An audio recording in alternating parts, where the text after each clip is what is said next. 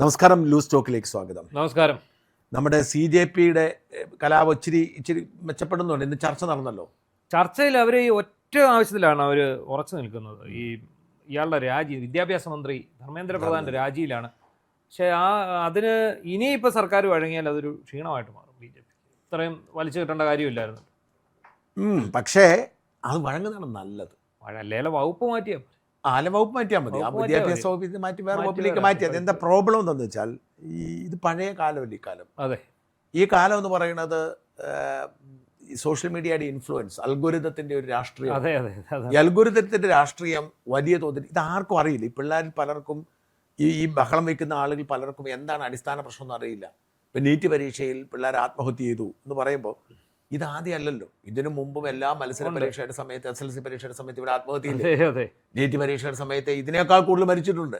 ഇതൊക്കെ സ്വാഭാവികം. പക്ഷേ ഇപ്പം 21 പേർ ആത്മഹത്യ ചെയ്തു എന്ന് പറയുമ്പോൾ സർക്കാരിന് പിടിപ്പുകേടെന്ന് തോന്നലുണ്ടാവണം. അങ്ങനെ ഒരു പ്രചരണം നടക്കുമ്പോൾ ഇത് വലിയ തോതിൽ ഈ യുവതലമുറയിലേക്ക് പടർന്നു പിടിക്കുമ്പോൾ സ്വാഭാവികം, ഞാൻ പറഞ്ഞ സുരേഷ് ഗോപിയുടെ മകൻ പോലും, ഇവർ പലരും കാര്യം അറിയാതാണ് ഇതിനകത്ത് പെട്ടിരിക്കുന്നത്. എന്താണ് നീറ്റ് പരീക്ഷ എന്ന് പോലും അറിയാത്തവർ ഇതിനകത്തുണ്ട്. അപ്പൊ അതുകൊണ്ട് അതിന് മാത്രം നീറ്റ് പരീക്ഷ എഴുതിയവരവരുടെ മാതാപിതാക്കൾ അല്ല സമരത്തിൽ. അല്ല, അവരെല്ലാം വന്നിട്ട് പറയുന്നുണ്ട്. ടോപ്പർ റാങ്ക് കിട്ടിയ ടോപ്പർമാരെല്ലാം വന്ന് പറയുന്നുണ്ട്, ഞങ്ങൾക്ക് ഒരു പ്രശ്നമില്ല, ഞങ്ങൾ സമരത്തിൽ ഞങ്ങൾ പരീക്ഷ എഴുതാൻ പോകണം.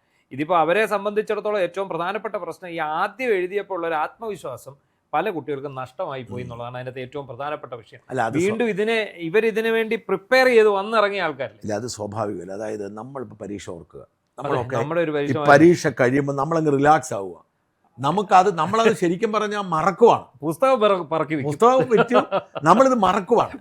ഞാൻ പറഞ്ഞത്, നമ്മൾ ഇച്ചിരിയുടെ കഴിയുമ്പോൾ, പ്രായം കൂടി വരുമ്പോൾ നമ്മൾ മനസ്സിലാക്കി പഠിക്കും. അപ്പം നമുക്ക് കുഴപ്പമില്ല. പക്ഷെ നമ്മൾ ഈ സ്കൂളിലും നീറ്റിലും ഒക്കെ പഠിക്കുമ്പം പരീക്ഷയ്ക്ക് വേണ്ടി മാത്രം തലയെടുത്ത് വെക്കുന്ന സാധനമാണ്.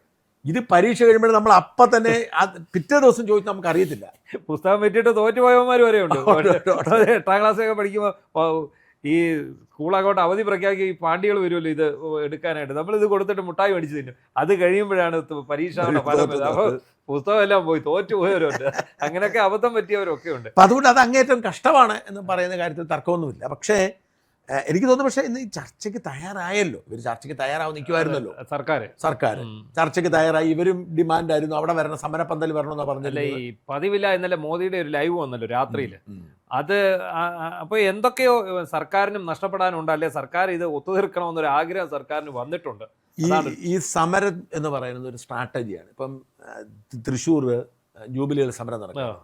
ഈ തൃശ്ശൂർ ജൂബിലിയിൽ ഒരു സ്ട്രാറ്റജിക്കലി നമ്മൾ സമരം മുമ്പോട്ട് കൊണ്ടുപോയിക്കൊണ്ടിരിക്കുമ്പോൾ അവിടെ സമരം നടത്തുന്ന ഒരു വിഭാഗത്തെ, പ്രത്യേകിച്ച് അവരുടെ സംസ്ഥാന പ്രസിഡന്റ് ശോഭിയുടെ നേതൃത്വത്തിലുള്ള വിഭാഗത്തെ ചില തെറ്റിദ്ധാരണകളിലേക്ക് കൊണ്ടുവരാൻ മാനേജ്മെന്റിന് കഴിഞ്ഞു. അപ്പോൾ അവര് ഒരിക്കലും UN പ്രതീക്ഷിക്കാത്ത തരത്തിലുള്ള ഒരു പ്രസ്താവന ഇറക്കുന്നു. ഈ പ്രസ്താവന ഇറക്കുമ്പം ഞാൻ ആദ്യമേ അതിൽ നിന്ന് പിന്മാറി. ഈ UN സമരത്തിൽ, അല്ല, ഈ ജൂബിലി സമരത്തിൽ മാത്രം. ഇതിൻ്റെ ഒരു സൈക്കോളജിക്കൽ ഇമ്പാക്റ്റ് എന്താണെന്ന് വെച്ചാൽ, ഇവിടെ നാനാവശത്തുനിന്നും ആക്രമിച്ചുകൊണ്ടിരുന്ന ജൂബിലി മാനേജ്മെന്റിന് ഭയങ്കര മൊറൈൽ ബൂസ്റ്റ് ഉണ്ടാവും. കാരണം അവരെ ഏറ്റവും കൂടുതൽ അറ്റാക്ക് ചെയ്തിരുന്ന ഞാൻ പിന്മാറി. UN-ക്ക് അത് ഭിന്നതയുണ്ടായി. അതോടെ ഈ സമരത്തിനകത്ത് അപ്പോൾ ഇവിടെ ഇന്നലെ ഇങ്ങനെ നിൽക്കുമ്പം ഏറ്റവും പ്രധാനപ്പെട്ട ആളായ മോദി ലൈവ് രാത്രി 1 മണിക്ക് വരിക എന്ന് പറയുമ്പോൾ സ്വാഭാവികമായും എതിർഭാഗത്തിന് മൊറൈൽ ബൂസ്റ്റ് ആവുകയാണ്. അപ്പം ആ സമരത്തിൻ്റെ ഒരു പോക്കിൽ എതിർഭാഗം കൂടുതൽ ശക്തമായി. അവരെ സംബന്ധിച്ച് ഇപ്പം ജൂബിലി സമരത്തിൻ്റെ അവസ്ഥ എന്താണെന്ന് വെച്ചാൽ, ഈ ശോഭിയെയും സംഘത്തെയും തെറ്റിദ്ധരിപ്പിച്ച് ഇപ്പോൾ തീർക്കാമെന്ന് പറഞ്ഞാണ് അവർ ഡയലോഗ് ഇറക്കിച്ചത്. പക്ഷേ അതൊരു ഭിന്നത ഉണ്ടായതോടുകൂടി അവർ ജൂബിലി മാനേജ്മെന്റ് സ്ട്രോങ്, അവർ ശക്തമായി. അപ്പം ഞാൻ വിട്ടു. ഞാൻ പറഞ്ഞു, ഇനി ഞാൻ UN-യുടെ സമരങ്ങൾ, പക്ഷേ ജൂബിലി സമരത്തിൽ ഞാൻ ഇനി കമാന്ന് രക്ഷ പറയത്തില്ല എന്ന് പറഞ്ഞു. കാരണം എനിക്കിനി പറയേണ്ട കാര്യമില്ല. അപ്പം അവരെ സംബന്ധിച്ചിടത്തോളം അവരുടെ ഏറ്റവും വലിയ ഭീഷണി ഞാനായിരുന്നു. അത് മാറിക്കിട്ടി. ഇത് തന്നെയാണ് ഇവിടെ. മോദിയാണ് ഏറ്റവും കരുത്തൻ. മോദി ഇവിടെ ഒരു പാനിക്കായി എന്നൊരു തോന്നൽ ഉണ്ടാക്കിയതോടുകൂടി ഇനി ഈ സർക്കാരിന് മുമ്പിലുള്ള വഴി ചർച്ച നടത്തി പ്രശ്നം തീർക്കുക മാത്രമാണ്. അല്ലെങ്കിൽ പൂർണ്ണമായും ഇഗ്നോർ ചെയ്യണമായിരുന്നു. അവർക്കത് പറ്റിയില്ല. അത് പറ്റത്തില്ല, സാധിക്കത്തില്ലല്ലോ. ഇനി ചർച്ച നടത്തുക. കാരണം ഇതിന്റെ മെറിറ്റിലേക്ക് ആളുകൾ പോകത്തില്ല. ഇതിന്റെ പ്രശ്നം എന്താ വെച്ചാൽ, ഇന്നലെ ഞാൻ ഒരാൾ എഴുതിയിരിക്കുന്ന ഇപ്പോൾ ശ്യാം ഗോപാലിന്റെ ഒരു പോസ്റ്റ് കണ്ട്. ശ്യാം ഗോപാലിന്റെ പോസ്റ്റ് പറയുന്നത്, ഇന്ത്യയുടെ പകുതിയോളം ജനസംഖ്യ 30 വയസ്സിന് താഴെയുള്ളവരാണ്. ഇവരാരും ഈ ഇന്റർനെറ്റ് ഇല്ലാത്ത, മൊബൈൽ ഇല്ലാത്ത കാലം കണ്ടിട്ടില്ല.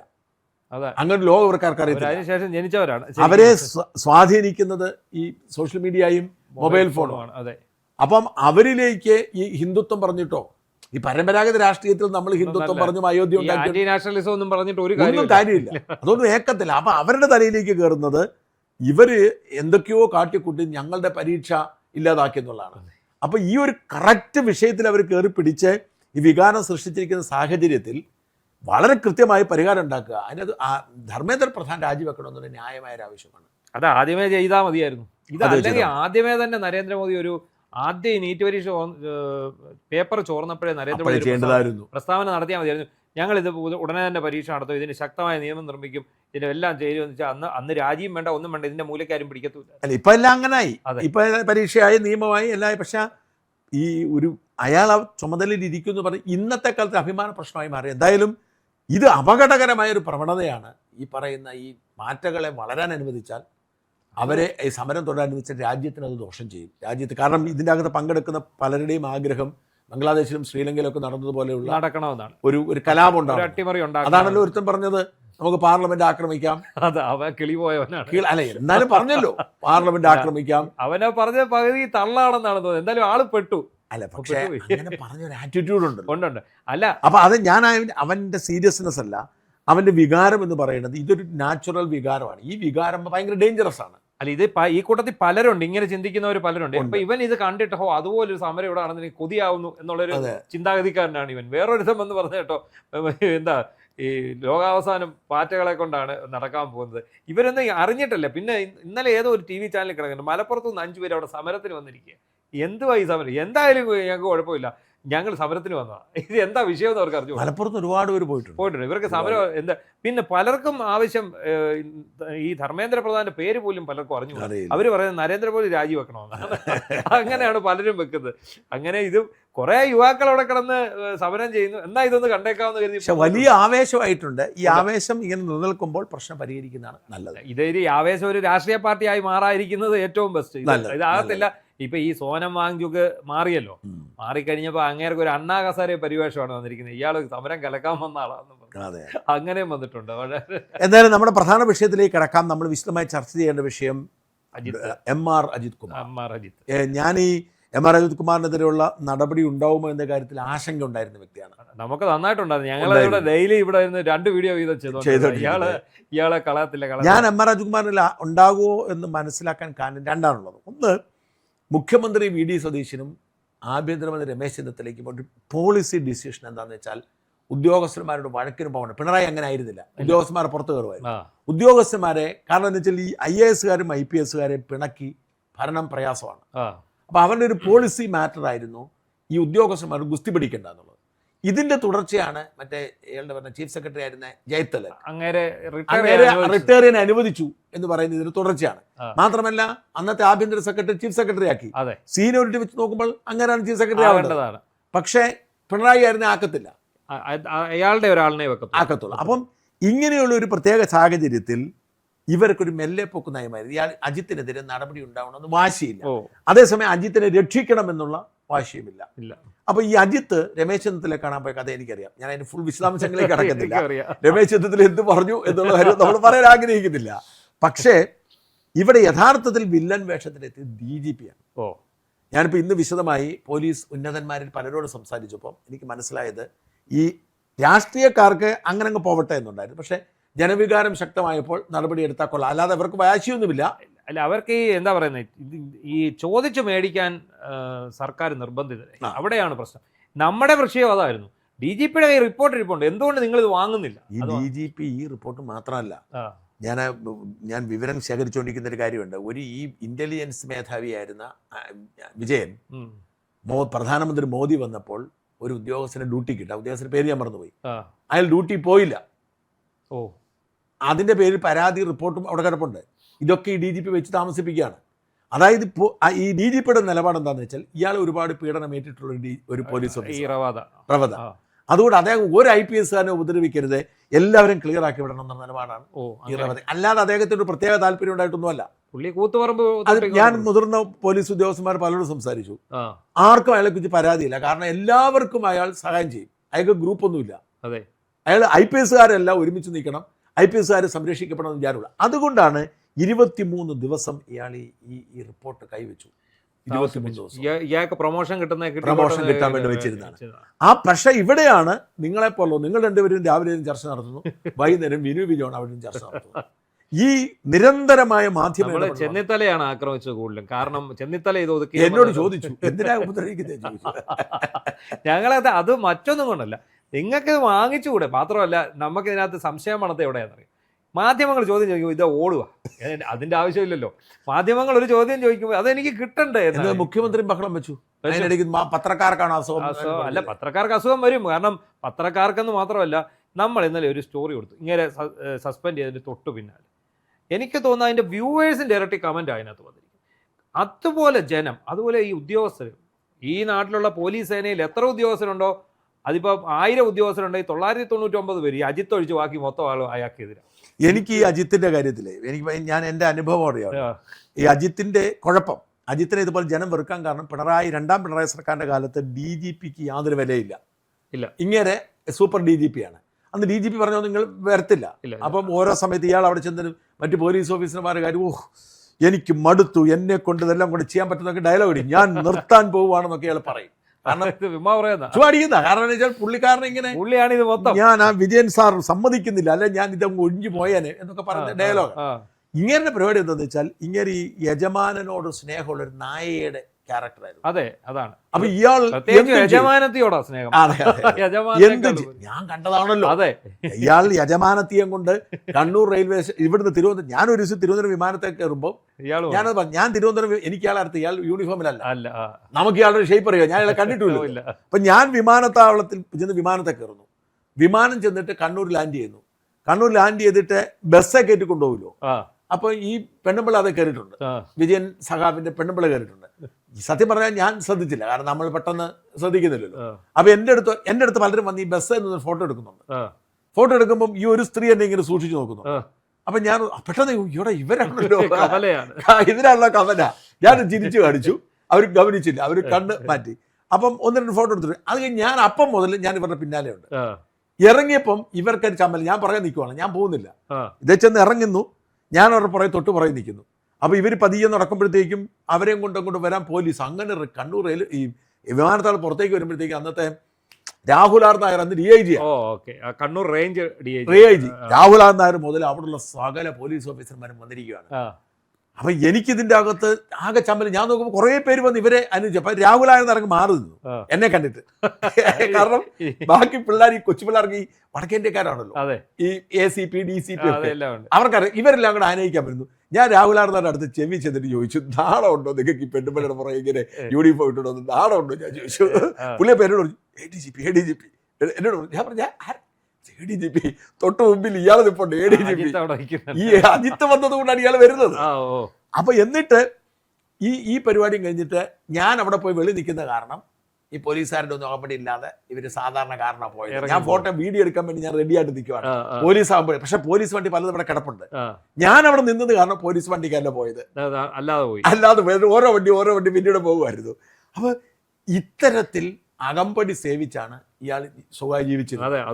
അപ്പൊ ഞാൻ 2 തവണയുള്ളൂ. അപ്പം എന്റെ കേസുണ്ടായപ്പോ, നമ്മുടെ കേസുണ്ടായ സമയം ഇയാള് അതിവാശിയിലാണ്. ഇയാളുടെ ഏറ്റവും വലിയ പ്രശ്നം ഈ വിവരങ്ങളിലെങ്കിലും ചോരുന്നുള്ളതാണ്. ഇയാളും വിശ്വസ്തരായ ആളുകൾ മാത്രമേ ഉള്ളൂ. പക്ഷെ ഇയാൾ എടുക്കുന്ന ഓരോ ഡിസിഷനും, ഓരോ FIR രജിസ്റ്റർ ചെയ്യുമ്പോൾ തന്നെ FIR രഹസ്യമാക്കിയാൽ നമ്മൾ അറിയും. നമ്മളെ സംവിധാനം ഉണ്ടാക്കി. അല്ല, ഇയാൾ അതിനൊരു പണിയുണ്ടായിരുന്നു. ഇയാളെ ആര് കാണാൻ ചെന്നാലും ആദ്യം മൊബൈൽ ഫോൺ പുറത്ത് വെപ്പിക്കും. ഇതേ അസുഖം ഉണ്ടായിരുന്നു പത്തനംതിട്ട SP ആയിരുന്ന VG വിനോദ് കുമാറിന് പേടിയാ, എവിടെ നിന്നാണ് ആരാണ് എന്നെ പിടിക്കുന്നത് എന്ന് ഒരു പേടി ഇയാൾക്കുണ്ട്. ഇതേ പേടി ഇയാൾക്കുണ്ട്. ഇയാൾ വീഡിയോ എടുക്കരുത്, ഓഡിയോ പോരുത്, അതുകൊണ്ട് മൊത്തം പരിശോധിച്ചിട്ട് ഇയാൾ അകത്ത് കയറ്റും. ഇയാൾ എന്ത് ഡിസിഷൻ എടുത്താലും ഇപ്പൊ ഇവർ പ്ലാൻ ചെയ്തിട്ട് FIR ഇടുക. FIR ഡിസിഷൻ എടുക്കുമ്പോൾ FIR ഇടുന്ന ആളും ഇങ്ങേരും മാത്രം അറിയത്തുള്ളൂ, അത് SH. പക്ഷെ ഞാൻ അറിയും, നമ്മുടെ ടീം അറിയും, ഞാനല്ല, നമ്മുടെ ടീം അറിയും. ഇത് ഇയാൾക്ക് വല്ലാത്ത ഭ്രാന്തായി, ഇയാൾക്ക് ആരും വിശ്വാസമില്ലാത്ത സാഹചര്യമായി. എന്നിട്ട് ആദ്യത്തെ കേസിൽ എനിക്ക് ജാമ്യം കിട്ടുന്ന സമയത്ത് തിരുവനന്തപുരത്ത് മുതിർന്നൊരു മാധ്യമ പ്രവർത്തകൻ മറ്റെന്തോ കാര്യത്തിന് ഇദ്ദേഹത്തെ കാണാൻ പോയി. ആ മാധ്യമപ്രവർത്തകൻ എന്നോട് പറഞ്ഞത്, അദ്ദേഹം അവിടെ ചെന്ന് ഇരിക്കുമ്പോൾ ഇദ്ദേഹം പാനിക്കായിട്ട് ആരോട് സംസാരിച്ചുകൊണ്ടിരിക്കുക. അവനെ ഞങ്ങൾ പൂട്ടിയിരിക്കും, ഒരു സംശയം വേണ്ട, ഒന്നല്ലെങ്കിൽ നാളെ വേറൊരു കേസ് പൂട്ടിയിരിക്കും എന്ന് പറഞ്ഞ് പുള്ളി പാനിക്കായിട്ട് പറയുന്നത്. ഈ മാധ്യമപ്രവർത്തകൻ പിന്നീട് എന്നോട് പറഞ്ഞു. അപ്പം അത്ര വാശിയിൽ ഇയാളാവുന്നു, പോലീസ് സേനയെ അയക്കുന്നു. പക്ഷെ ഇയാൾ മറന്നു പോകുന്നൊരു കാര്യം എന്ന് വെച്ചാൽ, ഈ മന്ത്രിമാർക്കും ഈ ഉയർന്ന പോലീസ് ഉദ്യോഗസ്ഥന്മാർക്ക് പറ്റുന്നൊരു തെറ്റെന്താണെന്ന് വെച്ചാൽ ഇവരുടെ കീഴിലുള്ള പോലീസുകാർക്ക് ഇവർ വില കൊടുക്കത്തില്ല. അവരെ എടാ വാടാ നീ കൂടാന്നൊക്കെ വിളിക്കും. അതുകൊണ്ട് ഇവന്മാർ പേടിച്ചിട്ടാണ് സാർ പറഞ്ഞു നിൽക്കുന്നത്. ഇവരുടെ സത്യത്തിൽ ഇവരുടെ മനസ്സ് നമ്മളോടായിരിക്കും, അവരോടൊപ്പായിരിക്കും, അതായിരിക്കും സംഭവം. അതുകൊണ്ട് ഇവരെ ഏൽപ്പിക്കുന്നവർ തന്നെയായിരിക്കും ഇത് പറയുന്നത്. നമുക്ക് ഇവർ അപ്പം തന്നെ ചോർത്തി തരുന്നത്. നമ്മളെങ്ങനെ സംഭവം അറിയുന്നത്? അതായത് മെയ് മാസം FIR രജിസ്റ്റർ ചെയ്യുന്നതിന് മുമ്പ് തന്നെ ഇങ്ങനൊരു നീക്കം നടക്കുന്നത് നമ്മൾ അറിഞ്ഞു. ഗൂഢാലോചന. ഞാൻ ഇംഗ്ലണ്ടിൽ തിരിച്ചു വന്ന സംഭവം ഉണ്ടായിരുന്നു. അത് കഴിഞ്ഞ് ഇവിടെ വരുമ്പോൾ ഒരു DYSP എന്നെ കാണാൻ വരുന്നു. ഇവിടെ കയറ്റത്തില്ലോ ആരെയും, യൂണിഫോമിലും അല്ല. ഞാനൊരു എനിക്കിന്ന് കാണണമെന്ന് പറഞ്ഞാൽ നമ്മുടെ ഇവിടെ നിന്ന് സെൽബിൻ സമ്മതിക്കുമോ? ഒരിക്കലും സമ്മതിക്കത്തില്ല. ഒടുവിൽ അയാൾക്ക് പറയേണ്ടി വന്നു, ഞാനൊരു പോലീസ് ഓഫീസറാന്ന് പറഞ്ഞു. എന്നോട് പറഞ്ഞു പോലീസ് ഓഫീസറാണ്. ഞാൻ കയറി വന്നു. എൻ്റെ അടുത്ത് വന്നിട്ട് പറഞ്ഞു, ഞാൻ ഇന്നയാളാണ്, ഞാനൊരു കാര്യം പറയാൻ വന്നതാണ്. ADGP ഒരു മീറ്റിംഗ് വിളിച്ചിരുന്നു. ആ മീറ്റിങ്ങിൽ ഇന്ന ആളുകളുണ്ടായിരുന്നു, പിണറായി വിജയൻ, P ശശിയുടെ ഒക്കെ ഉണ്ടായിരുന്നു. നിങ്ങൾക്കെതിരെ ഒരു വലിയ ഗൂഢാന്ന്. എന്താണെന്ന് എനിക്കറിയത്തില്ല, കാരണം ഞാൻ ആ മീറ്റിങ്ങിലില്ല. പക്ഷെ ഇവിടെ നടന്നു, അവിടെ നിന്ന് വിവരങ്ങൾ അറിഞ്ഞു, നിങ്ങൾക്കെതിരെ കൂടാൻ, നിങ്ങൾക്കെതിരെ വലിയ കേസ് വരുമെന്നോ. അങ്ങനെയാണ് നമ്മൾ സൂക്ഷ്മമായിട്ട് SC കേസ് നോക്കിയിരിക്കുന്നത്. അപ്പം ഇത്തരത്തിൽ ചെയ്ത ആളെ ഞാൻ കൊടുത്ത പണിയൊന്നുമല്ല. ഇതെല്ലാം കഴിഞ്ഞു, നമ്മുടെ എല്ലാം കേസെല്ലാം കഴിഞ്ഞു, മുമ്പോട്ട് പോയി. ഞാൻ പിന്നെ ഇയാളെ കണ്ടിട്ടില്ല. ഇതിന്റെ ഇടയിലാണ് 2 കോടി രൂപ ഞാൻ കൈക്കൂലി കൊടുത്തിട്ട് അൻവർ ഉണ്ടാക്കുന്നത്. അതെല്ലാം ഇരിക്കുമ്പോൾ ഇയാളുടെ അമ്മ മരിക്കുന്നത്. അപ്പം ഞാൻ ശാസ്താംകോട്ട കോടതിയിൽ കേസും കഴിഞ്ഞ് വരുന്ന വഴിക്ക് എന്നെ ഒരു പോലീസുകാരൻ വിളിച്ചു പറഞ്ഞു, സാറേ ഈ അജിത് സാറിൻ്റെ അമ്മ മരിച്ചു പോയെന്ന് പറഞ്ഞു. ഞാൻ പറഞ്ഞു, പയ്യനോട് പറഞ്ഞാൽ വിടണം, അങ്ങോട്ട് വിടണം പറഞ്ഞു. നേരെ മണക്കാട് പുള്ളി വീട്ടിലോട്ട് ഞാനൊക്കെ ചെന്ന് കയറുമ്പോൾ ഈ പുള്ളിക്ക് ഇറങ്ങി പോകാൻ പറ്റുമോ? അമ്മ മരിച്ചെടുത്ത്. അപ്പൊ ഒന്നാമത് മറ്റേ അൻവർ പറഞ്ഞിരിക്കുകയാണ് ഞാൻ 2 കോടി കൊടുത്തത്. അപ്പൊ അതിന് അടിവരയിടല്ലോ. പുള്ളി ഇങ്ങനെ അവിടെ ഒന്നുകൊണ്ട് ഉറക്കെ വിളിച്ചു പറയാ, നമ്മളെ പിന്നെ ആദ്യം കാണുവാണല്ലേ, പേടിച്ചിട്ടേ. പുള്ളിക്ക് പേടി. ഇതിനു മുമ്പ് കണ്ടുന്ന ആളുകൾ. ഈ സമയത്താണ് DGP മറ്റേ എന്തോ ഒരാളായിരുന്നു, പേര് പറഞ്ഞു, DGP. അയാൾക്ക് ആരെ അറിയത്തില്ല. നമ്മളെ പൂട്ടൊന്ന് വെല്ലുവിളിച്ച് പരസ്യമായിട്ട് വെല്ലുവിളിച്ച പേര് പറഞ്ഞാൽ കേട്ടതാ. ഇയാളുടെ കൂടെ മനോജ് എബ്രാഹവും ശ്രീജിത്തും ഈ 3 പേര് കയറി വരുക. അപ്പം ശ്രീജിത്ത് ഇങ്ങനെ ഒന്ന് എന്നെ നോക്കിയിട്ട് മുഖം മാറ്റി, മനോജ് എബ്രാഹിം ഇങ്ങനെ ഒന്ന് കാണിച്ചു. ഈ മറ്റേ DGPക്ക് അറിയത്തില്ല. ഇതോടെ പുള്ളിയുടെ കിളി പറഞ്ഞു. ഇവരെല്ലാം അങ്ങോട്ടും ഇങ്ങോട്ടും പരസ്പര വഴക്കാണ്. അപ്പൊ ഞാനപ്പോ എന്ത് ചെയ്തു, ഇങ്ങനോട് വർത്താനം. അപ്പൊ പുള്ളി പെട്ടെന്ന് മാറിപ്പോ തുടങ്ങും. ഞാൻ ഇവര് വരുമ്പോഴും പുള്ളിയോട് വർത്താനം പറഞ്ഞു. എനിവേ പേട്ടുപോയി. പിന്നെ ഞാൻ കാണുന്നത് ഈ മറ്റേ മജീദ് ഖാൻ മരിച്ചപ്പോ അവിടെ അന്ന് അതേ എക്സൈസ് കമ്മീഷണറാണ്. അപ്പോഴും ആത്മവിശ്വാസമാണ്. അല്ല, ഇയാളെ പിണറായി ക്രമസമാധാന ചുമതല മാറ്റിയെങ്കിലും ഇയാൾ തന്നെയായിരുന്നു ഭരണം. ഈ വെങ്കടേഷിനെ കൊണ്ട് വെച്ചെങ്കിലും പോലീസ് ഉദ്യോഗസ്ഥർക്കല്ല ഇയാളെ ഭയങ്കര പേടിയായിരുന്നു. അന്നേരമാണ് ഇയാളിലെ ശബരിമല കയറിപ്പോയത്, ട്രാക്ടറെ കയറിപ്പോയത്. അതിന്റെ പേരിൽ ഇയാൾ കുറെ ഉദ്യോഗസ്ഥരെ ദ്രോഹിച്ചു. ഈ സംഭവം പുറത്തു പോയതിന്റെ പേരിൽ, ആ വിവരം പുറത്തു പോയതിന്റെ പേരിൽ ഇയാൾ കുറെ പേരെ ദ്രോഹിക്കുകയും ചെയ്തു. ഇയാൾ ദ്രോഹിക്കാത്തവരായിട്ട് ആരും. ഞാൻ പറഞ്ഞത് ഇപ്പൊ ഇയാളുടെ കസേരയിലിരിക്കുന്ന P വിജയൻ, അത് ഭയങ്കരമായി പോയി. P വിജയനെ രാജ്യദ്രോഹ കേസിലാണ് പ്രതിയാക്കിയത്. അതാണ് നമുക്ക് സഹിക്കാൻ പറ്റാത്ത. പോലീസ് ഓഫീസറെ, ഒരു IPS കാരനെ രാജ്യദ്രോഹ കേസിൽ പ്രതി ചേർത്ത് FIR ഇടുക എന്ന് പറഞ്ഞാൽ ആലോചിച്ചു. ഈ കുറേ പരാതികൾ. അതായത് ഇപ്പം ഞാൻ പറഞ്ഞു വരുന്നത് പ്രധാനപ്പെട്ട പോയിന്റ് എന്ന് വെച്ചാൽ ഇപ്പം നമ്മൾ കേട്ടിരിക്കുന്ന രക്ഷാപ്രവർത്തന കേസ് ഒരു തുടക്കം മാത്രമാണ്. അത് സത്യത്തിൽ ഇതിനകത്ത് ഏറ്റവും ചീള് കേസാണ്. ഇയാളും ശശിയും തമ്മിലുള്ള ആ ബന്ധം അന്വേഷിച്ചിട്ട് ഇവർ തമ്മിലുള്ള ഒരു ഗൂഢാലോചന, അതിന്റെ പേരിൽ ഇവർ നടത്തി കൂട്ടിയിട്ടുള്ള സാമ്പത്തിക ക്രമക്കേടുകളും ശശിക്ക് അതുകൊണ്ട് കിട്ടിയ സഹായമാണ് ശരിക്കും ഇതിനകത്ത് അന്വേഷിക്കേണ്ടത്. ഈ 5 വർഷം കൊണ്ട് ഇവർ രണ്ടും ചേർന്ന് എന്തൊക്കെ അട്ടിമറി നടത്താം, ഇതിന്റെ കമ്മീഷൻ മറ്റേ അടുക്കളയിലോട്ട് പോയിട്ടുണ്ടോന്നുകൂടി അന്വേഷിക്കും. ഈ പിന്നെ കരിമണൽ കർത്തായുടെ മേടിച്ച സ്ഥിതിക്ക് ഇതും മേടിച്ചു കാണും. അതായിരിക്കുമല്ലോ ഈ അടുക്കളപ്പുറത്തെ ബന്ധമാണ്. കരിമണൽ കർത്തയോട് മകക്കും മേടിച്ചു കൊടുത്തു, സ്വന്തവും മേടിച്ചു. അതെ, സ്വന്തമായിട്ട് ആലോചിച്ചു.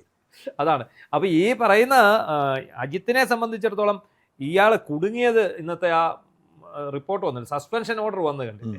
ഇതിനകത്ത് ശരിക്കും കുടുങ്ങിയ ഈ 5 ഉദ്യോഗസ്ഥർ, അതായത് 2 DYSPമാരെ, ഒരു CI. ആ CI ഇപ്പം DYSP ആണ്. പിന്നെ ആ 2 ഗ്രേഡ് SIമാർ. ഈ 5 പേരുടെ മൊഴിയിലാണ് ഇപ്പൊ ഇയാൾ കുടുങ്ങിക്കിടക്കുന്നത്. ഇതേ സംഭവമാണ് ഇനി ഇയാൾക്ക് P വിജയന്റെ കേസ് വരാൻ പോകുന്നത്. അബ്ദുൾ റഷീദ് എന്നോ മറ്റോ പേരുള്ള, അബ്ദുൾ റഹീം എന്ന് പേരുള്ള ഒരു DYSP അങ്ങനെ റിട്ടയർ ആയി. അങ്ങേരെ ഓടി നടന്ന, അതായത് ഈ മെറിൻ ഉണ്ടായിരുന്നു, മെറിൻ ആയിരുന്ന സമയത്ത് മെറിന്റെ അടുത്ത് അയാൾ മൊഴി കൊടുത്താണ്. മെറിൻ എന്ന് ഉന്നത ഉദ്യോഗസ്ഥന്മാരെ വിളിച്ചു ചോദിച്ചു, ഇത് അജിത് സാറിനെതിരെ അയാൾ ഞാൻ എന്ത് ചെയ്യണമെന്ന് വിളിച്ചു ചോദിച്ചു. അപ്പം അവർ പറഞ്ഞു തൽക്കാലം ഒരു ഉന്നത ഉദ്യോഗസ്ഥൻ എഴുതാൻ പറഞ്ഞു. അങ്ങനെ ഉന്നത ഉദ്യോഗസ്ഥൻ എഴുതി വെച്ചിട്ട് അതിന്റെ ഈ ഉന്നത ഉദ്യോഗസ്ഥനെ അറിയാലോ, മെറിന്റെ സ്റ്റേറ്റ്മെന്റിന്റെ അകത്ത് ഈ കേസുമായി ബന്ധപ്പെട്ട് മെറിൻ എടുത്തിരിക്കുന്ന കേസിനകത്ത് ഉന്നത ഉദ്യോഗസ്ഥൻ പറഞ്ഞ് ഇയാളുടെ പേര് ചേർത്തിട്ടുണ്ട്. പേര് ചേർത്തിട്ടില്ല, ഉന്നത ഉദ്യോഗസ്ഥൻ. അപ്പൊ മെറിൻ പറയേണ്ടി വരുമല്ലോ, ഇനി മെറിന്റെ മൊഴി എടുക്കും മെറിൻ പറയേണ്ടി വരുമല്ലോ, ആ ഉന്നത ഉദ്യോഗസ്ഥ ആരാണെന്ന് ഓരോ ദിവസം ആരാന്ന് പറയേണ്ടി വരും. എന്ന് മാത്രമല്ല ഈ അബ്ദുൾ റഹീം പറയുന്നത് ഞാൻ എവിടെയും വന്ന് പറയാം, ആ. എന്നെ നിർബന്ധിച്ച് അത് തെളിവ് അയാളുടെ കയ്യിലുണ്ട്, ഓ. ഇയാൾ ചെയ്യാൻ പറഞ്ഞിരിക്കുന്നുണ്ട്. അപ്പോൾ ഈ പി വിജയനെ കൊടുക്കാൻ തുടങ്ങിയ കേസ് ഇതിനേക്കാൾ ഭയങ്കരമായിട്ട് ഈ കേസ് അന്വേഷണം വരുമല്ലോ, അതെ, ആ കസേരയിലാണ് വിജയൻ ഇരിക്കുന്നത്. ഇനി വിജയനാണ് നോക്കേണ്ടത്, വിജയനാണല്ലോ നോക്കേണ്ടത്. എങ്ങനെയാണ് ആ വിജയന്റെ കേസിൽ വലിയ റിപ്പോർട്ടോടുണ്ട്. ആ, ഈ റിപ്പോർട്ടിലും ഇനി അടുത്ത നടപടി ഉണ്ടാവും. അടുത്തത് വരും. അതുപോലെ വീടിന്റെ ഇതുണ്ടല്ലോ, ഫ്ലാറ്റ് വിറ്റ കേസില്ലേ, ഫ്ലാറ്റ് വിറ്റ്, അത് പക്ഷേ കോടതിയിൽ എങ്ങാണ്ട് അൻവർ കൊണ്ട് കൊടുത്തിട്ട് ആ കേസ് തള്ളിപ്പോയി. അതെന്നാ വെച്ചാൽ പൂർണ്ണം, അതായത് അനധികൃത സ്വത്ത് സമ്പാദന കേസാണ് തള്ളിപ്പോയത്. ആ.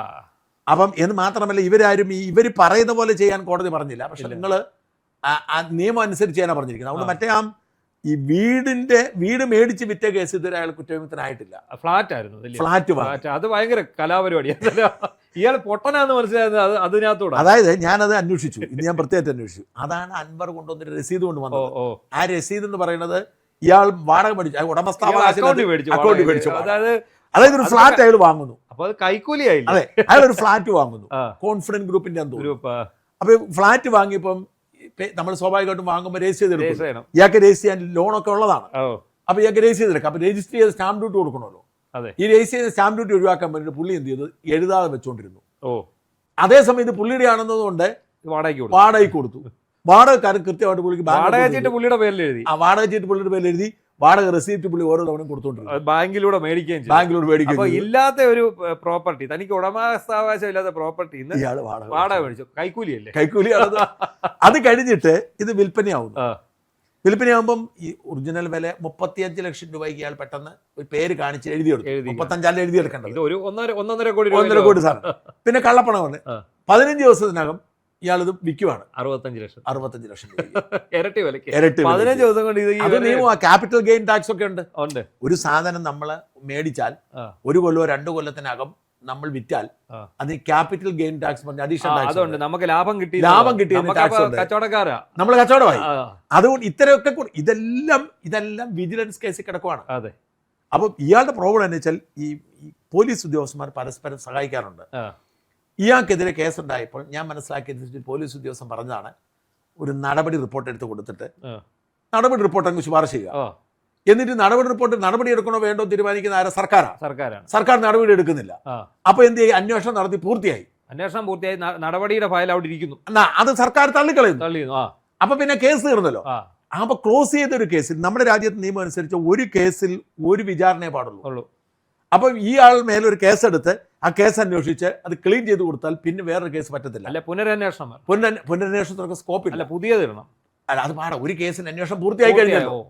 ഇതെന്തുകൊണ്ടാണ് ഈ മറ്റേ രക്ഷാപ്രവർത്തന കേസ് സജീവമായത്? കോടതി ഉത്തരവിട്ടിട്ട് സമഗ്ര അന്വേഷണം നടത്താൻ പറഞ്ഞപ്പോഴത്തേക്ക് സർക്കാർ മാറി. അല്ല, കോടതി ഉത്തരവിട്ട് ആ കേസിനാണ് ഇവർ റെഫറൽ റിപ്പോർട്ട് കൊണ്ട് കൊടുത്തത്. ആ റെഫറൽ റിപ്പോർട്ട് അത് കോടതി തള്ളിയിട്ട് എടുക്കാൻ പറഞ്ഞു. തള്ളിയിട്ട് കേസ് അന്വേഷിക്കാൻ പറഞ്ഞു. കേസെടുത്ത് പുതിയ സർക്കാർ വന്നു. അതേസമയം റഫർ റിപ്പോർട്ട് സർക്കാർ കോടതി സ്വീകരിച്ചായിരുന്നു കേസ് പിന്നെ സ്കോപ്പില്ലായിരുന്നു. അപ്പൊ ഇത് തന്നെയായിരുന്നു അജിത്തിനെതിരെ ആരോപണം ഉണ്ടായപ്പോൾ അജിത്ത് ചെയ്യേണ്ടിയിരുന്നത് എന്താണെന്ന് വെച്ചാൽ അജിത്തിനെതിരെ അന്വേഷണം നടത്തുക. അന്വേഷണ റിപ്പോർട്ട് അജിത്ത് കുഴപ്പക്കാരനാണെന്ന് കണ്ടെത്തിയാലും സർക്കാർ തീരുമാനിക്കാം. അങ്ങനെ സർക്കാർ ഒരു ഡിസിഷൻ എടുത്താൽ ഫയൽ ക്ലോസ് ചെയ്ത് പിന്നെ അന്വേഷണം ഇല്ല. ഇവിടെ പറ്റിപ്പോയത് എന്താണെന്നറിയോ? ഈ അജിത്ത് വിചാരിച്ചത് ഈ റഫറൽ റിപ്പോർട്ട് കൊടുത്തു കഴിയുമ്പോൾ കോടതി സ്വീകരിക്കുമെന്ന്. പക്ഷെ കോടതിയിൽ ഇവരെ എതിർത്തു. ഇവർ വീഡിയോ ദൃശ്യങ്ങൾ ഹാജരാക്കി. അപ്പോൾ ഈ വീഡിയോ ദൃശ്യങ്ങൾ ഹാജരാക്കിയപ്പോൾ പിന്നെ കള്ളം പറയാൻ പറ്റത്തില്ല. അവിടെയാണ് കോടതി വിശദമായ അന്വേഷണത്തിന് ഉത്തരവിട്ട് ആ ഫയൽ ഇവിടെ പൂഴ്ത്തി വെച്ചിരിക്കുകയാണ്. അപ്പോൾ സർക്കാർ മാറി തിരിച്ചു വന്നപ്പോൾ ഫയൽ റീഓപ്പൺ ചെയ്ത് SIT വെച്ച് ഫയൽ റീഓപ്പൺ ചെയ്ത് അന്വേഷണം നടത്തി. ഈ DGP കരുതുന്നതും വിശ്വസിച്ചതും ഒക്കെ ഷൗക്കത്ത് അലി പണി കൊടുത്തതാണ്. അതെ, DGPക്ക് ഭയങ്കര കലിപ്പ. ഷൗക്കത്തിൽ ശരിക്കും ഷൗക്കത്ത് പണി കൊടുത്തല്ല. കാരണം എന്ന് വെച്ചാൽ ഈ കേസിൽ നിങ്ങൾ പറഞ്ഞ മാതിരി ഈ പറയുന്ന അന്വേഷണ ഉദ്യോഗസ്ഥന്മാരെല്ലാം ഇയാൾക്കെതിരെ റിപ്പോർട്ട് കൊടുത്തു. ഈ 5 പേര് അത് ഇയാൾ ഒരിക്കലും സസ്പെൻഷൻ ഓർഡറിനകത്ത് കൃത്യമായിട്ട് പറഞ്ഞിട്ടുണ്ട്. സുനിൽ രാജ് എന്ന് പറയുന്ന DYSP ഇങ്ങനെ പറഞ്ഞു, നാളെ തന്നെ കോടതി റഫർ റിപ്പോർട്ട് കൊടുക്കണമെന്ന് എന്നോട് ADGP പറഞ്ഞു എന്ന് അയാൾ പറയുന്നതായിട്ടുണ്ട്. തോംസൺ എന്ന് പറഞ്ഞ CA, അയാൾ ഇപ്പോൾ DYSP, അയാൾ ഇങ്ങനെ പറഞ്ഞു എന്ന് പറഞ്ഞിട്ട് പിന്നെ KS അരുൺ ഇങ്ങനെ പറഞ്ഞു. ഇവരെല്ലാം പറഞ്ഞു. അത് കൂടാതെ ഈ ഒരു സബ് ഇൻസ്പെക്ടറും ഒരു ഗ്രേഡ് സബ് ഇൻസ്പെക്ടറും പറയുന്നു ഇയാളാണ് ഞങ്ങളെ കൊണ്ട് ചോദിച്ച്, ഇയാൾ ഞങ്ങളെ വിരട്ടി എന്നൊക്കെ. രണ്ടുപേരും അവിടെ കൊണ്ട് നിർത്തി. അവിടെ അതാണ് അല്ല, ഇയാളുടെ ഓഫീസിലെ 2 പേരുണ്ട്, അവരും പറഞ്ഞു. അവരാ പറഞ്ഞത്. അവര് രണ്ടും ഈ പറഞ്ഞ 3 DYSPമാരുമാണ് മൊഴി കൊടുത്തിരിക്കുന്നത്. ഈ 5 പേര് ഒരുപോലെ പറയുമ്പോൾ പിന്നെ ഇതിനകത്ത് ഇത് ഇല്ലെന്ന് പറയാൻ പറ്റും. അത് മാത്രമല്ല ഈ ഡിവൈഎസ്പിമാരെ സംബന്ധിച്ച് അവരിനി വരുന്ന 5 കൊല്ലത്തിന് ഒന്നുകിൽ റിട്ടയർ ചെയ്യാം, അതെ, അല്ലെങ്കിൽ അവർക്ക് പ്രൊമോഷൻ കിട്ടാം. അത്രേ ഇത് രണ്ടായാലും അജിത്തിനെ തള്ളി പറഞ്ഞ അവർക്ക് സേഫാണ്. അതല്ലേ? അത് മാത്രമല്ല ഇയാൾ വിചിത്രമായ ഒരു വാദഗതിയാണ്. അജിത്ത് അതിന് മുമ്പ് റിട്ടയർ ആയിപ്പോ. അജിത്ത് 2029 വരെ ഉണ്ട്, 2028 ജനുവരി വരെ ഉണ്ട്. അപ്പൊ വേറെ ഒരു കോമഡി ഇതിനകത്തുണ്ട്. ഇയാളോട് മെമ്മോ കൊടുത്തല്ലോ, ഇയാൾക്ക് മെമ്മോ കൊടുത്തു ഇതിനെ കുറിച്ച് എന്ത് പറയാനുണ്ടെന്ന്. ഉടനെ ഇയാൾ കൊടുത്ത മറുപടി കണ്ടായിരുന്നു. ഇയാൾ പറഞ്ഞിരിക്കുകയാണ്, പിന്നെ മൊഴികൾ മുഴുവൻ ഇങ്ങോട്ട് തരിക, ഞാൻ ഇവരെ ഒന്ന് ക്രോസ് ചെയ്യട്ടെ. ആരെയാ? പ്രതി. ഞാൻ അവരുടെ മൊഴികൾ മൊത്തം എനിക്ക് തരിക. അതുപോലെ ചൈത്ര തെരേസ ജോൺ നിങ്ങൾക്ക് തന്ന റിപ്പോർട്ടുണ്ട് ജനുവരി 2024, അതെല്ലാം എനിക്ക് തരിക. അതൊന്ന് പഠിച്ചതിന് ശേഷം വിശദമായിട്ടുള്ള ഒരു മെമ്മോയ്ക്കുള്ള മറുപടി ഞാൻ തരുന്നതായിരിക്കും. ഇപ്പോൾ ഞാൻ ഈ തന്നിരിക്കുന്ന താൽക്കാലിക മറുപടിയാണ്. അത് അതിനകത്ത് പറഞ്ഞിട്ടുണ്ട്. അപ്പൊ ഇവരെ ക്രോസ് ഇനി സംഭവിക്കാൻ പോകുന്ന കാര്യം എന്താണെന്ന് വെച്ചാൽ, ഈ ഒരു കേസിൽ വിശദമായ അന്വേഷണം നടത്തി, വിശദമായ റിപ്പോർട്ട് കിട്ടി, നടപടി ഉണ്ടായി. അപ്പോൾ ഇയാള് ഒരുപക്ഷെ ട്രിബ്യൂണലിൽ പോയിന്ന് വരാം, പോകാൻ സാധ്യത കുറവായിരിക്കും. ട്രിബ്യൂണലിൽ പോയാൽ ചിലപ്പം ഞാൻ അറിയില്ല, സ്റ്റേ ചെയ്യാം. പക്ഷെ സ്റ്റേ ചെയ്താലും എല്ലാവരും മറന്നു പോകുന്ന കാര്യമുണ്ട്, ഇയാൾക്ക് പൊസിഷൻ ഇല്ല. എവിടെ നിൽക്കും? ഇയാൾ ആകെപ്പാടുള്ളത് ബെബ്കോ എം ഡി എന്ന് പറഞ്ഞ പദവി എന്ന് പറഞ്ഞാൽ ഒരു SP റാങ്കിൽ ഇരിക്കുന്ന ഒരു താൽക്കാലിക പദവി, അഡീഷണൽ ചുമതലയാണ്. പോലീസിൽ എങ്ങും ഇല്ല, പോലീസിൽ അങ്ങനെ പദവിയില്ല. അത് എക്സൈസ് കമ്മീഷൻ ആയിരുന്നപ്പോൾ അഡീഷണൽ കൊടുത്ത പദവിയാണ്. അത്രേ ഉള്ളൂ. ഈ എക്സൈസ് കമ്മീഷൻ സത്യത്തിൽ രമേശ് ചെന്നിത്തലയൊക്കെ ഭാഗ്യവാനാണ്. എന്താണെന്ന് വെച്ചാൽ ഈ രമേശ് ചെന്നിത്തലയൊക്കെ ഈ വരുമ്പോൾ ഇയാൾ എക്സൈസ് കമ്മീഷൻ ആയിരുന്നെങ്കിൽ ഇവിടുന്ന് മാറ്റേണ്ട ഒരു ബാധ്യത ഉണ്ടാവുമായിരുന്നു. അതെ, കാരണം എല്ലാവരും എതിരാണല്ലോ. പക്ഷേ മാറ്റേണ്ടി വന്നില്ല, കാരണം കോടതിയിൽ പോയി അശോക് കേസ് നടത്തി ഇയാളെ അസാധുവാക്കി. അത് പണി വരുമ്പോ, അതായത് അയ്യപ്പനോട് കളിച്ചവരൊന്നും രക്ഷപ്പെട്ടിട്ടില്ല. ആ പുണ്യം പൂങ്കാവനം പദ്ധതി ഇയാളാണ് ഉഴപ്പിയത്, ഇയാളാണ് നിർത്തിയത്. കലിപ്പ് എന്താണെന്നറിയോ? ഇങ്ങനെ പറഞ്ഞു, മോദി മൻ കി ബാത്തിൽ പറഞ്ഞു, പുണ്യം പൂങ്കാവനം പദ്ധതി പറയുകയും ചെയ്തു, വിജയനെ അനുമോദിക്കുകയും ചെയ്തു. അന്ന് തുടങ്ങിയ കലിപ്പ് ഇയാൾ ശബരിമല ചീഫ് കോർഡിനേറ്റർ ആണല്ലോ പോലീസിന്റെ. ഇയാൾ ആദ്യം ഈ പുണ്യം പൂങ്കാവനം നിർത്തി. അത് കഴിഞ്ഞിട്ടാണ് ഈ വിജയനെ കള്ളക്കേസിൽ കൊടുക്കുന്നത്. കള്ളക്കേസിൽ കൊടുക്കുക ഈ രണ്ടാണ്. അയ്യപ്പന് പ്രിയങ്കരനാണ് വിജയൻ. കാരണം ഈ വിജയന്റെ ഏറ്റവും മികച്ച ആശയങ്ങളിലൊന്നാണ് ഈ പുണ്യം പൂങ്കാവനം. നമ്മുടെ പുട്ടപർത്തിയിൽ ഈ സേവന പ്രവർത്തനങ്ങൾക്ക് ആൾ പോകും. പുട്ടപർത്തി നമ്മുടെ സായിബാബയുടെ ആശ്രമം. അതേപോലെ അതേ മാതൃകയിൽ ശബരിമലയിൽ സേവന പ്രവർത്തനം കൊണ്ടുവന്ന പദ്ധതിയാണ് ഈ പുണ്യം പൂങ്കാവനം. ഇതിനകത്ത് ഹൈക്കോടതി, സുപ്രീം കോടതി ചീഫ് ജസ്റ്റിസ് വരെ അവിടെ ചവറ് കോരാൻ വരുന്നുണ്ട്. അത്തരം മനോഹരമായിട്ട് പൊയ്ക്കൊണ്ടിരിക്കുന്നത്. അതുകൊണ്ട് എന്ത് പറ്റി, ആ സമയത്തെല്ലാം നീറ്റ് ആൻഡ് ക്ലീൻ ആവണം. പുണ്യം പൂങ്കാവനം എന്ന് പറഞ്ഞാൽ പമ്പ തൊട്ട് മേളിലോട്ടുണ്ട്. ആര് വരുന്നവർക്കും അവിടെ സേവന പ്രവർത്തനം ചെയ്യാം. അതിന് VIP ഇതിനായിട്ട് തന്നെ അവിടെ വരും.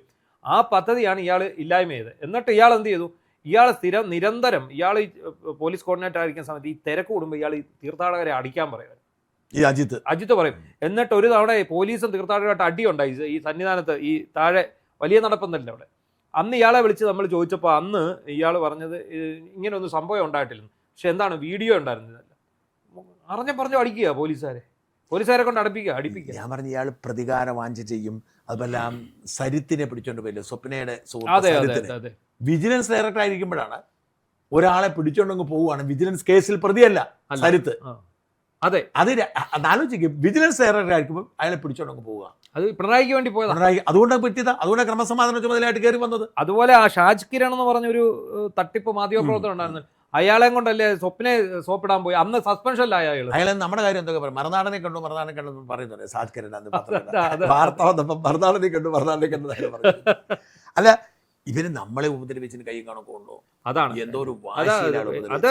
എന്റെയൊക്കെ വീട്ടിൽ എന്റെ ഫോണൊക്കെ പിടിക്കുന്ന ഇയാൾ ഡയറക്റ്റ് ആണ് ഉത്തരവിടുന്നല്ല, ആ CI ഒക്കെ ഡയറക്റ്റ് വിളിക്കുക. ഇവിടെ റെയ്ഡ് നടന്ന സമയത്ത് നിങ്ങളില്ലല്ലോ, ഇവിടെ നമ്മളാരുമില്ല, ഞാൻ ഒളിവില്ല. ഇവിടെ റെയ്ഡ് നടന്ന് ആദ്യം റെയ്ഡുകളെല്ലാം ഏകദേശം പൂർത്തിയാക്കി. പക്ഷെ അവരെല്ലാം കഴിഞ്ഞു. പക്ഷെ ഇവരിവിടെ ഇരിക്കുക. കാരണം മുകളിൽ നിന്ന് അയാൾ ഉത്തരവ് പോകാൻ പറ്റുന്നു. രാത്രി 1 മണി വരെ 1 മണി വരെ ആലോചിച്ച് നോക്കി. അല്ല, ഇതേപോലെയാണ് എൻ്റെ വീട്ടിൽ വന്നിരിക്കാൻ ഉത്തരവിട്ട. പക്ഷെ അവിടുത്തെ പോലീസുകാർക്ക് അതിലുള്ള ധൈര്യം ഇല്ലാത്തതുകൊണ്ടും നമ്മളുമായിട്ട് സൗഹൃദമുള്ള എൻ്റെ വീട്ടില് എരുമേലിയില് എൻ്റെ അപ്പനും അമ്മയും താമസിക്കുന്ന വീട്ടിൽ പോലീസ് വന്നു. അപ്പം എരുമേലി പോലീസിനെ വിശ്വാസമില്ലാത്തതുകൊണ്ട് എനിക്ക് ഒരു പക്ഷെ ബന്ധം ഉണ്ടാവുമെന്ന് കരുതിയിട്ട് അയച്ചത് മുണ്ടക്കയം പോലീസ്. യഥാർത്ഥത്തിൽ എനിക്ക് ബന്ധം ഉണ്ടായിരുന്നു മുണ്ടക്കയം. ഇവർക്ക് അറിയത്തില്ലല്ലോ. അപ്പം ഒരു ദിവസം മുണ്ടക്കയം CI സംഘം കൊണ്ട് വരുന്നു. അപ്പൊ എന്നോട് പറഞ്ഞു, അപ്പ മുണ്ടക്കയം CI അവിടെ വന്നിട്ട് വണ്ടി മാറ്റിയിട്ടു. ഇവർക്ക് ഭയം ഉണ്ടായിരിക്കും. എന്നിട്ട് എന്നാണ്ട് വിശേഷമൊക്കെ, ഞങ്ങൾ ഇതിലെ വന്നപ്പോൾ കയറിയതാ, ഷാദിനെ എനിക്ക് അറിയാം എന്നൊക്കെ പറഞ്ഞ് വർത്താനം പറഞ്ഞുകൊണ്ടിരുന്നു. അപ്പൊ എന്നിട്ട് ആ വർത്താനമൊക്കെ പറഞ്ഞതിന്റെ ഇടയ്ക്ക് പോലീസുകാർ പേരിന് വേണ്ടിയിട്ട് മാത്രം അതിൻ്റെ അകത്തോടൊക്കെ ആ വീട് എങ്ങനെ ഉണ്ട്, ഇതാണ് വീഡിയോ പണ്ട് എടുത്ത് പോലെ. അതിലൂടെ അത് മാത്രം എടുത്ത് വീട് താഴത്തെ നില എൻ്റെ വീടിന്റെ ഞാൻ താമസിക്കുന്നത് എന്ന് വെച്ചാൽ എൻ്റെ നാട്ടിലെ വീട് തറവാട് എന്ന് പറഞ്ഞാൽ റോഡിന്റെ അടിയിൽ ഒരു നിലയും താഴെ ഒരു നിലയും മുകളിലല്ല. അപ്പം അവിടേക്കൊന്നും ഇറങ്ങിപ്പോയി പോലുമില്ല. എന്നിട്ട് അവരൊരു 15 മിനിറ്റ് കഴിഞ്ഞ് പോയി. അത് കഴിഞ്ഞ് 2 മണിക്കൂർ കഴിഞ്ഞ് പിന്നെയും വന്നു. അപ്പം അമ്മ നിങ്ങൾ പോയില്ലേന്ന് ചോദിച്ചു. ഇല്ല, ഞങ്ങൾ ഇതിലെ വന്നതാന്ന് പറഞ്ഞു. യഥാർത്ഥത്തിൽ തന്നെ പറഞ്ഞു തരുമോ, 2 മണിക്കൂർ അവിടെ നിൽക്കണമെന്നായിരുന്നു ഉത്തരവ്. അപ്പൊ ഈ 2 മണിക്കൂർ തയ്ക്കാൻ വേണ്ടി വന്നതാണ്. ആ സമയം പോകാറായപ്പോ വന്നതാണ്. അതാണ്. അപ്പം അപ്പോഴേ നാട്ടുകാർ പറയുന്നുണ്ട് പോലീസ് വണ്ടി മാറി കിടപ്പുണ്ട്. അപ്പൊ ആളുകൾക്ക് എന്താന്ന് പിടി. അപ്പൊ ആളുകൾ ഇരുന്ന് പോലീസ് നിരീക്ഷിക്കാൻ വന്നതാണ്. യഥാർത്ഥത്തിൽ ഇങ്ങനെ ഉപദ്രവിച്ചു. നമ്മുടെ ആ ദുർഗയുടെ വീട്ടിൽ ആളെ പിടിച്ചോണ്ട് പോയില്ലേ, ദുർഗയുടെ വീട്ടിൽ. അതുപോലെ അനുമോടെ വീട്ടിൽ പോയി, തൊടുപുഴയിൽ. അനുമോളെ വീട്ടിൽ പോയി. രാഖി അങ്ങനെയാണ് മറുനാടൻ നിർത്തി പോകുന്നത്. പണി നിർത്തി പോകുന്നത്. രാജ്മോഹൻ ചേട്ടന്റെ വീട്ടിൽ വയ്യാ കിടക്കുന്ന, അമ്മ വയ്യാ കിടക്കുന്ന, അവിടെ ചെന്നു. അങ്ങനെ എല്ലാം ഉണ്ടാക്കി. പക്ഷെ ഇയാള് സത്യത്തില് എനിക്ക് മനസ്സിലായിടത്തോളം ഇയാളൊരു പൊട്ടനാണ്. അല്ലെങ്കിൽ ഇങ്ങനെ ഒരു പണിക്ക് ഇറങ്ങത്തില്ല. അത് കാരണം ഒരു കുഴപ്പം പറ്റി. PV അൻവർ എന്ന് പറയുന്ന പാർട്ടി യുവമാരുടെ കയ്യിൽ നിന്ന് പോയി. അത് മാത്രമല്ല, ഈ അജിത് കുമാറിന് ഇത്രയും വലിയ വിഷയം വരുമ്പോൾ അയാൾ സന്തോഷിക്കേണ്ടതാണ്. കാണാനില്ല. ജൂലൈ 3 ശേഷം അയാൾ ഫേസ്ബുക്ക് അപ്ഡേറ്റ് ചെയ്തു. അവിടെയാണ് എനിക്ക് പിണറായി വിജയനോട് ബഹുമാനമുള്ളത്. ഈ അൻവർ ഇയാളെക്കാൾ വലിയ പൊട്ടനാണ്. അതെ. ഈ അൻവർ കരുതി അത് എന്നെ പിടിക്കാതിരിക്കുന്നതിന്റെ കാരണം ഞാനും ഇയാൾ തമ്മിൽ സെറ്റിൽമെന്റ് ആയെന്നാണ് കരുതി. അൻവർ പറയുന്നത് ഡൽഹിയിൽ വെച്ച് സെറ്റിൽ ചെയ്യുന്നൊക്കെയാണ്. സത്യം പറഞ്ഞാൽ ഡൽഹി പരിസരത്തേക്ക് ഞാൻ പോയിട്ടില്ല. അയാൾ കണ്ടെന്നാ പറയുന്നത്. ഞാൻ വക്കീൽ ഓഫീസിലേക്ക് കയറി പോകുന്നു, തിരിച്ചു വരുന്നു, ഇയാൾ വിവരം അറിയിച്ചു. പച്ചക്കള്ളമാണ്. കള്ളം പറയാൻ എടുക്കണം. അതായത് എന്റെ ജീവിതത്തിൽ ഏറ്റവും അധികം എന്നെ ഉപദ്രവിച്ചത് ഈ അൻവർ അല്ല, ഈ അജിത് കുമാർ. അൻവർ വിടുവായിത്തരം പറഞ്ഞോളൂ. എന്നെ ഏറ്റവും കൂടുതൽ ഉപദ്രവിച്ചതും എനിക്ക് ബുദ്ധിമുട്ടുണ്ടാക്കിയതും എന്നെ പൂട്ടിക്കെട്ടുമെന്ന് വാശി കാണിച്ച അജിത് കുമാറാണ്. അയാളോട് സെറ്റിൽ ആകുക എന്ന് പറഞ്ഞു കഴിഞ്ഞാൽ അതിനേക്കാൾ 1, 2 നമ്മൾ എന്തിനാ സെറ്റിൽ ചെയ്യുന്നത്? അതെ, നമ്മുടെ ഭാഗത്ത് മിസ്റ്റേക്ക് ഉണ്ട്. നമ്മളെ കുറ്റം ചെയ്താലേ സെറ്റിൽ ചെയ്യേണ്ടത്. ഇയാൾ ഇത്രയൊക്കെ ഓടി നടന്നിട്ട് ഒരു ചെറുവരൽ അനക്കാൻ പറ്റില്ല. ഇവർക്ക് പറ്റിപ്പോയത് എന്താണ്? സാധാരണ ഇതൊരു കേസ് ഒരുത്തിനെ വളഞ്ഞിട്ട് പിടിച്ചാൽ അവന്റെ സാമ്പത്തിക ഇടപാട് പരിശോധിക്കുമ്പോൾ ക്രമക്കേടുകൾ കാണും. അതെ. അവൻ അപ്പത്തേക്കും ധൈര്യമായിട്ട് ആളുകൾ എന്ത് ചെയ്യും? ഇവ നമ്മൾ പേടിപ്പിച്ച് പൈസ മേടിച്ചിട്ട് അവരൊക്കെ രംഗത്ത് വരും. ആരും വന്നില്ല, നമ്മളാരും കാശും മേടിച്ചിട്ടില്ല, നമ്മുടെ അക്കൗണ്ട് ക്ലിയർ ആണ്, കംപ്ലീറ്റ് കാര്യങ്ങളും ക്ലിയർ അതിൽ പെട്ടുപോയി.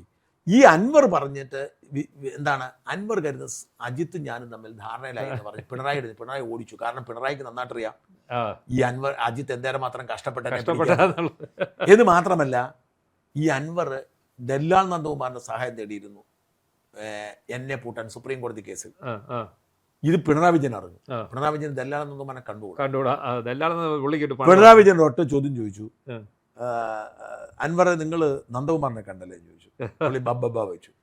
നിന്നേക്കാൾ അന്തസ്സുണ്ടല്ലോ ഷാജസ്കറി ആയി, അയാൾ ഫൈറ്റ് ചെയ്യാണല്ലോ നിൽക്കുന്നത്, അല്ലാതെ ആരുടെ കാര്യം പിടിക്കാൻ പോയില്ല എന്ന് പിണറായി വിജയൻ അൻവറിനോട് പറഞ്ഞു.